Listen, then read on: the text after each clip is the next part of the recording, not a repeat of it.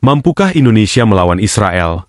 Memang bukan sekadar soal kekuatan militer semata, tapi juga penuh dengan spekulasi geopolitik, aliansi internasional, dan sejarah panjang yang kompleks. Indonesia, sebagai negara mayoritas Muslim terbesar di dunia, secara historis belum memiliki hubungan diplomatik dengan Israel dan secara konsisten mendukung kemerdekaan Palestina. Namun, jika dibayangkan skenario ekstrim di mana konflik bersenjata terbuka terjadi antara kedua negara, maka kita perlu melihat lebih dalam, secara objektif, bagaimana perbandingan kekuatan militer keduanya di tahun 2025. Siapa sebenarnya yang lebih unggul? Dan mampukah Indonesia menang dalam konfrontasi langsung? Secara jumlah personel, Indonesia unggul jauh. Menurut data Global Firepower 2025, Indonesia memiliki sekitar 400.000 personel aktif dan lebih dari 400.000 pasukan cadangan. Sementara Israel memiliki sekitar 170.000 personel aktif, namun cadangannya bisa mencapai 450.000 berkat sistem wajib militer nasional. Meskipun secara kuantitas Indonesia lebih besar, pasukan Israel terkenal sangat terlatih dan berpengalaman karena terus-menerus beroperasi dalam zona konflik. Kombinasi pelatihan tempur nyata dan teknologi tinggi membuat setiap prajurit Israel dianggap jauh lebih efektif di medan perang dibanding pasukan biasa. Namun, jangan lupakan, Indonesia memiliki kekuatan semangat juang rakyat yang tinggi dan jaringan relawan yang bisa dimobilisasi cepat dalam konflik besar. Kekuatan udara, Israel unggul mutlak. Di bidang kekuatan udara, Israel jauh lebih unggul. Negara ini mengoperasikan lebih dari 300 jet tempur modern, termasuk F-35I Adir, F-16I Sufa, dan F-15. Jet-jet ini sudah terbukti dalam berbagai operasi tempur di Timur Tengah. Israel juga memiliki sistem drone tempur dan pengintai yang sangat canggih serta kemampuan peperangan elektronik, IU, yang diakui dunia. Sementara itu, Indonesia hanya memiliki sekitar 45 jet tempur operasional, seperti F-16CD, Su-2730, dan T-50 Golden Eagle. Meski dalam proses membeli Rafale dan mengembangkan KF-21 Boramae bersama Korea Selatan, realisasi operasionalnya masih belum maksimal. Dalam duel udara langsung, kekuatan Indonesia masih tertinggal jauh dari Israel. Israel menjadi salah satu negara paling maju dalam sistem pertahanan udara. Mereka memiliki Iron Dome, David's Sling, dan Arrow System yang mampu menangkis serangan rudal dari jarak pendek hingga antar benua. Bahkan Iron Dome terbukti mampu mencegat roket dalam waktu hanya beberapa detik. Di sisi lain, Indonesia masih belum memiliki sistem pertahanan rudal sekelas itu. Beberapa rudal jarak menengah seperti NASAMS mulai dioperasikan, namun belum cukup untuk menghadapi serangan rudal presisi seperti yang dimiliki Israel. Dalam hal teknologi siluman, Indonesia belum mengembangkan atau mengoperasikan jet generasi kelima, sementara Israel sudah rutin menggelar misi tempur dengan F-35 Adir yang sulit dideteksi radar. Kekuatan laut dan darat. Dalam kekuatan laut, Indonesia memiliki keunggulan dari segi jumlah karena karakter negara kepulauan. TNI AL mengoperasikan lebih dari 150 kapal perang, termasuk kapal selam, fregat, dan korvet. Namun dari sisi teknologi dan persenjataan, Israel unggul secara kualitas meski hanya memiliki belasan kapal, seperti korvet SAR 5 dan kapal selam kelas Dolphin. Di darat, Indonesia memiliki lebih banyak kendaraan tempur dan personel, namun Israel memiliki tank Merkava, sistem artileri presisi tinggi, dan kendaraan lapis baja dengan teknologi mutakhir. Jika bertarung di wilayah netral, Indonesia bisa mengandalkan jumlah dan medan yang kompleks, tapi di wilayah terbuka dan berbasis teknologi tinggi, Israel jelas punya keunggulan. Satu aspek krusial yang tak bisa diabaikan adalah dukungan aliansi. Israel mendapat sokongan langsung dari Amerika Serikat, termasuk akses teknologi militer tercanggih dan jaringan satelit global. Mereka juga unggul dalam perang siber, dengan unit elit seperti unit 8200 yang bahkan disebut lebih canggih dari NSA milik AS. Indonesia sendiri memiliki hubungan baik dengan banyak negara, namun dalam skenario perang terbuka melawan Israel, kemungkinan besar tidak akan ada dukungan militer langsung dari negara besar. Dari sisi logistik, Israel unggul karena sistem distribusinya efisien, digital, dan sudah terbukti efektif dalam perang modern. Indonesia punya keunggulan jumlah dan wilayah yang luas, namun mobilisasi besar-besaran masih menjadi tantangan tersendiri. Kesimpulan, menang di medan mana? Jika melihat angka dan teknologi, jelas bahwa Israel unggul secara kualitas tempur, khususnya dalam bidang udara, rudal, dan intelijen. Namun Indonesia tak bisa diremehkan dari segi jumlah personel, luas wilayah, kekuatan laut, dan semangat nasionalisme. Dalam konflik terbuka tanpa intervensi pihak ketiga, Israel punya keunggulan dalam melakukan serangan cepat dan presisi. Tapi dalam skenario perang asimetris di wilayah luas seperti Indonesia, pertahanan rakyat semesta bisa jadi mimpi buruk bagi pasukan asing. Jadi, mampukah Indonesia melawan Israel? Jawabannya, dalam perang terbuka teknologi, belum tentu. Tapi dalam perang bertahan di rumah sendiri, Indonesia punya peluang untuk membuat musuh berpikir dua kali.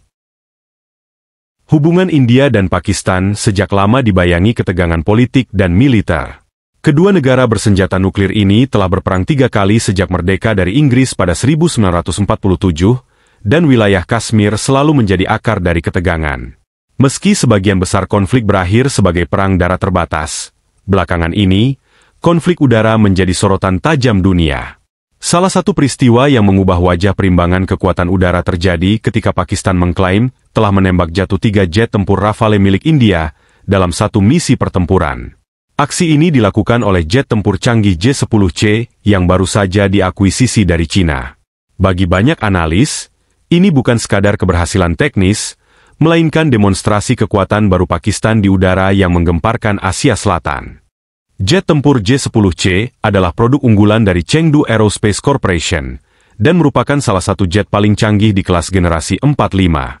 Pakistan mulai menerima unit J-10C pada tahun 2022, dan sejak itu langsung menempatkannya sebagai kekuatan utama dalam armada tempurnya. Jet ini dilengkapi dengan radar AESA, mesin WS-10B, dan sistem peperangan elektronik yang canggih. Lebih dari itu, J-10C memiliki kemampuan membawa rudal Beyond Visual Range seperti PL-15, rudal udara ke udara jarak jauh yang digadang-gadang lebih unggul dari Meteor Eropa maupun IM-120 Amraan milik AS. Dalam skenario tempur yang melibatkan J-10C melawan Rafale India, pesawat ini terbukti bukan sekadar simbol kekuatan baru, melainkan pemangsa sejati di udara. Momen bersejarah penembakan 3 Rafale di langit Kashmir. Menurut berbagai laporan yang beredar di kalangan analis pertahanan, kejadian itu bermula ketika India mengirimkan 4 jet Rafale dalam patroli udara di wilayah Line of Control. Mereka melintasi zona sensitif yang telah lama menjadi perbatasan rawan konflik. Merespons itu, Pakistan mengerahkan beberapa J-10C yang telah standby dalam siaga tinggi. Dalam hitungan menit, jet J-10C yang mengandalkan kemampuan radar AESA mendeteksi posisi Rafale dari jarak jauh dan langsung menembakkan rudal PL-15 secara simultan. Karena diluncurkan dari luar jangkauan visual, lebih dari 150 km, pilot Rafale hanya punya waktu singkat untuk bereaksi. Hasilnya, 3 jet Rafale terkena dan jatuh, sementara satu lainnya berhasil keluar dari zona tembak dan kembali ke wilayah India. Ini menjadi salah satu kekalahan udara terbesar India sejak insiden Balakot, Pulwama, pada 2019. Rafale adalah jet kebanggaan India yang dibeli dari Prancis dengan harga fantastis. Jet ini memiliki radar RB-2 AESA, sensor IRST, kemampuan stealth terbatas, dan persenjataan lengkap seperti rudal Meteor dan Scalp. Namun, dalam konflik ini, keunggulan teknis Rafale tak cukup memberi perlindungan. Ada beberapa alasan mengapa Rafale bisa dikalahkan. Pertama, radar dan sistem peperangan elektronik Rafale diduga kesulitan menghadapi jamming dari J-10C yang menggunakan sistem elektronik countermeasures, ECM, buatan Cina.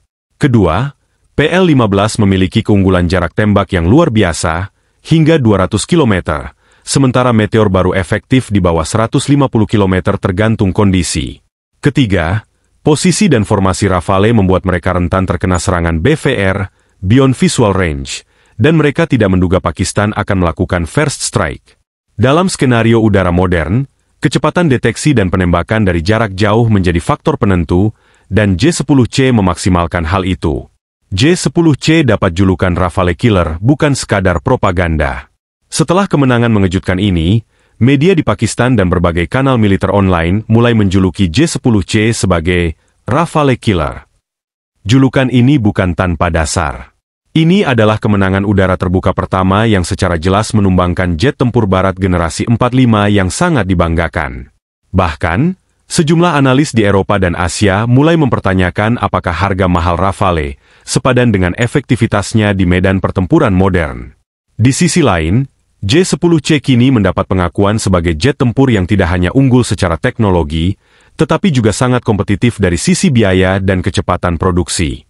Kemenangan ini juga meningkatkan daya tawar Cina di pasar ekspor pesawat tempur, dengan beberapa negara mulai mempertimbangkan J-10C sebagai alternatif serius dari F-16, Gripen, atau Rafale. Keberhasilan ini bukan hanya pukulan bagi Angkatan Udara India, tetapi juga mencoreng kebanggaan politik dalam negeri yang selama ini menjadikan Rafale sebagai simbol kekuatan baru. Pemerintah India pun mendapat tekanan besar dari oposisi dan publik yang mempertanyakan efektivitas belanja militer besar-besaran jika hasilnya bisa dihancurkan oleh jet yang lebih murah. Sementara itu, Pakistan mendapatkan dorongan moral dan psikologis besar. Angkatan Udara Pakistan pun menggelar parade udara khusus untuk merayakan keberhasilan ini, menampilkan J-10C dengan bendera nasional dan slogan Defenders of the Sky. Cina pun tidak menyia-nyiakan momen ini untuk menampilkan pengaruh teknologi militernya di kawasan, sekaligus memperkuat diplomasi pertahanannya. J-10C dan era baru dominasi udara regional. Pertempuran ini menjadi pelajaran penting dalam dunia militer modern, bahwa kekuatan udara tidak hanya ditentukan oleh merek, harga, atau asal pesawat, tetapi oleh kombinasi teknologi, taktik, dan kesiapan operator. J-10C milik Pakistan telah membuktikan bahwa jet tempur buatan Cina kini mampu bertarung dan menang melawan jet-jet tempur barat termahal sekalipun.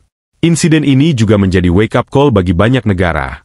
Jangan meremehkan alutsista negara lain hanya karena berasal dari produsen non-barat. Pakistan, dengan strategi, latihan, dan keberanian, berhasil membalikan keadaan dan menulis sejarah di langit Kashmir. Bagi banyak pengamat, ini bukan sekadar konflik udara. Ini adalah titik balik dalam kekuatan militer regional yang bisa memicu perubahan strategi besar di seluruh Asia.